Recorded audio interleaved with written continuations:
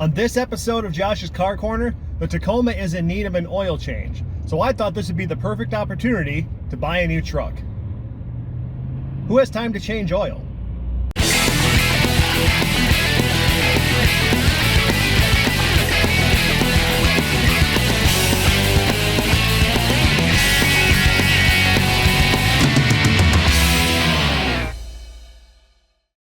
So you may have found what I just said a little surprising, but let me get some backstory here for you.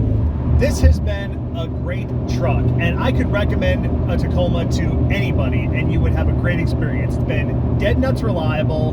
The only thing I've ever had to change on it outside of oil and filters is the shocks. I had a shock go bad, and I put some of the Bilstein big bore shocks on it, and it's been great since then. Tires have worn very nicely. The brakes haven't faded at anything or wore out. Nothing has gone wrong with this truck. It has been perfect in every mechanical regard. So I have had the Tacoma now for just a little over 3 years, and I have loved the truck. I still love this truck. It's a great truck. It's got lots of power. It's pretty good off-road for being a two-wheel drive. It's hauled things for me. It's towed things for me. It's done everything I've ever asked of it.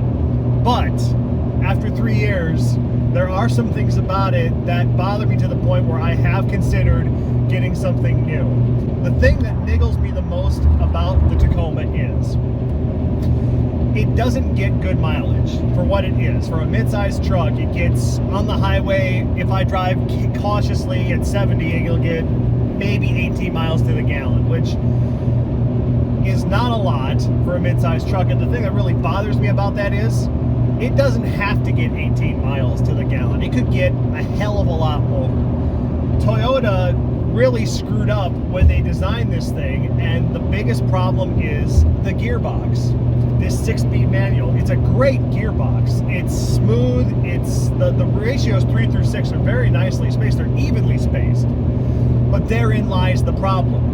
5th gear's your 1-to-1 ratio, 6 is your overdrive, but it's a short overdrive. It's a 0.84, which barely makes any difference over 5th gear. So for the last 3 years, I hardly ever use 5th gear. I go 1, 2, 3, 4 and jump straight to 6 because there's almost no difference between the two. I can be driving along 70 miles an hour in this thing and the engine's turning 2,500 RPM. And it doesn't need to. This engine, because it's got a variable intake cam, has got loads of torque all over the power band. I can be going 25 miles an hour in 6th gear in this thing, and the engine's lugging at 1,000 RPM, and I can just give it a little gas and it'll accelerate right out of that and just keep on climbing all the way to whatever speed you want to go. They should have put a 0.75 in here, or maybe even a 0.70, even a 0.80. Hell, in Australia, the Land Cruiser Prado, they got the same gearbox, got a 0.806 gear, and we got a 0.84. If I try to go 80 or faster in this thing, forget about it. You're looking at 15 miles a gallon or worse. And for a truck with this kind of power and that kind of torque band, it's unnecessary. And to be honest, I'm getting a little tired of rowing gears in it all the time. I love shifted manual, and I'm always going to have manual transmission when I can, but because the gears of this thing are so close together, I can't even enjoy them all. Like I said, I never use 5th gear at all. I just skip it most of the time. So because of that, I thought, well, with gas prices going up too, I have to look at something else. And I love the idea of a mid-sized truck. So I'm definitely going for another mid-sized truck, but what to get? Well, I did a lot of research, and one of the things I did love about the Tacoma that I did not want to give up is towing capacity, because this is rated to tow 6,600 pounds, which is a lot for a mid-sized truck. Well, I found something that can not only tow 6,600, it can do better than that. It can do 1,000 pounds better than that. You might already know what I'm talking about, but for those of you that don't, well, you're going to see pretty soon. Okay, just got to the dealer. Tacoma. And they've already put out front the potential successor. Right there. Let's go over some things here. You know what it is from the side. Oh, it does have a cover to cover that up. That's very cool. This right here is the reason I'm interested in this thing. So let's go. Oh, hang on. The windshield's still cracked. Maybe they didn't get it fixed after all. So the dealer I've been talking with is busy, and he's too busy to help me because he's in the middle of another deal. So I've just been walking around the truck, and you know, these are the kind of things you run into even on something that seems like a really good deal with low mileage. The previous owner seemed to just park by backing into things, because there's a dent right here and a dent there and a dent there. And here is the reason I'm interested in this thing to begin with. The 2.8 liter Duramax inline 4-cylinder, which first off I know is not an American engine for two reasons. One,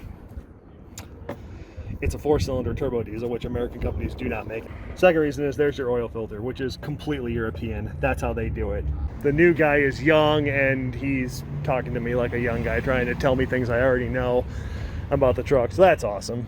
But he opened it. They're gonna go appraise my truck. I can't wait to hear what they come back with on that. I know what it's worth. We'll see what they say. First thing I gotta do, get the seat all the way back.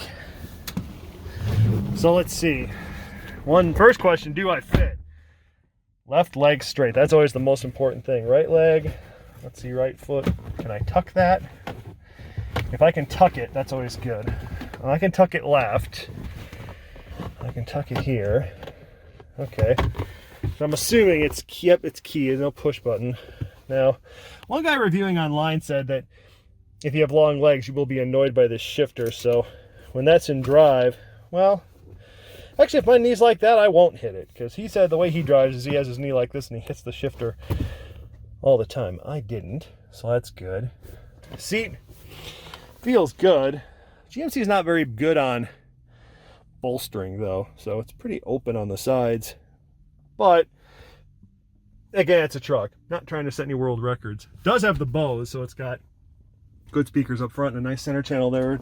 Speakers in the front door, speakers in the rear doors. And I'll bet this folds down. Cup holders for the back passengers. And yes, real people could sit back here, which is a good thing. Even behind me, it would be kind of a pinch, but it's possible. It came with a roll-up bed cover too, which is nice. And the previous owner did have WeatherTech floor mats, which explains why the carpet's so nice. I would probably put those right back in. Yeah, the windshield's still cracked. He says they didn't have a chance to change it. Their glass place got held up. Let's look at the back. Okay, that would be a little tight, but I could always slide forward for a temporary. But yeah, great seating back here for anyone in the back. You trade box space. A 5'2" box. This thing takes up another 7 or 8 inches, which takes you down to 4.5 feet back here. But one thing I did notice is that the bed rails are taller on this than they are on the Tacoma, probably by a good 6 inches. So it's deeper. You can put taller things in here and keep them concealed. And yeah, this roll-up feature, these aren't cheap. So that would be a nice thing to have. Well, sounds like it just locked itself. Not quite sure how to unlock that at this time. Maybe you have to pull this. I don't know. Well, I guess I get to learn something about it. It didn't do that the first time I pulled it. I hate it when they say they put brand new tires on a vehicle for you, and then they're just junk tires. These are Ironman tires that are sold at the Big O tire dealerships. And all the reviews online say they're quiet and they've got good dry traction, but they don't have good wet traction. No Ironman tire has good wet traction, which should not be a huge problem here in Arizona. But still, I love it when they put the cheapest possible replacement parts on a nice, look how nice this thing is. They could have sprung for some good years, but no. So they're valuing my truck right now, so we'll see what number they come back with. I will be curious. So I'm in the middle of the negotiating process right now, and it's not going brilliantly. They're lowballing me on the truck, looking for every conceivable thing to lower the price on it. So they came in offering me $7,000, which is way too low for that truck. So I threatened to walk at that point, and then they came up a little bit, but they're still not coming up to where I want. I want them to be closer to 10 because I know they'll flip it and make 12 on it. So we'll see where we get with that, because if we can't get closer on that and we can't get the financing I'm looking at, I'm just gonna walk. So anybody who's ever tried to buy a car race recently, this is what you go through, which is probably why places like Carvana and Broome are catching on so much, because you don't have to sit here all day and waste your day while they walk off into a room and you don't see them, and then they come back with numbers.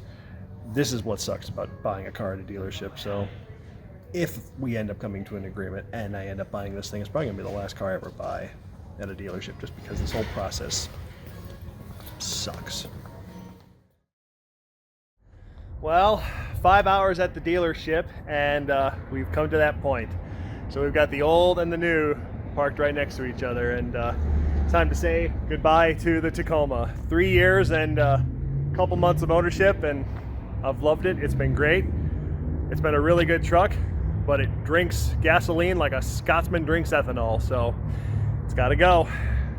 Moving on to better and brighter. I cannot wait to start putting miles on this thing, so I got to get in it and hop home. I got trivia to play tonight, so there will be many, many more videos on this thing in the future. I've got a lot of not only trips I want to make in this thing, but a lot of plans for it too. So there'll be some good episodes coming up. So thanks for watching this episode of Josh's Car Corner, and see you next time.